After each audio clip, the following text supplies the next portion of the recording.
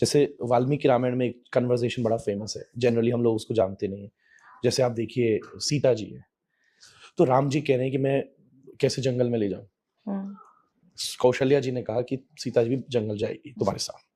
तो राम जी बोले वहाँ इतने सारे डीमन होंगे, एनिमल्स होंगे, इन बहुत अनसेफ होगा। तो कभी टाइम मिले तो हर आपके व्यूअर से मैं रिक्वेस्ट करूंगा वाल्मीकि रामायण पढ़नी चाहिए उसको। एंड बेटर इज कि closest to the Sanskrit language, at least Hindi तो इस देश में पढ़ ही सकता है और संस्कृत पढ़ ले तो मजा ही आ जाए, पर इतना नहीं तो क्लोजेस्ट टू। कई बार ट्रांसलेशन चीजों को बिगाड़ देते हैं। बिगाड़ देती हैं जी। तो वहां सीता जी क्या क्या तर्क दे रही है राम जी को। बोले आप याद करो मेरे पिता ने आपका एग्जाम लेकर मेरी शादी की थी। हम्म, उन्होंने ये देखा था कि आप कितने बड़े वॉरियर हो, आपसे धनुष उठवाया था, आपसे धनुष तोड़वाया था।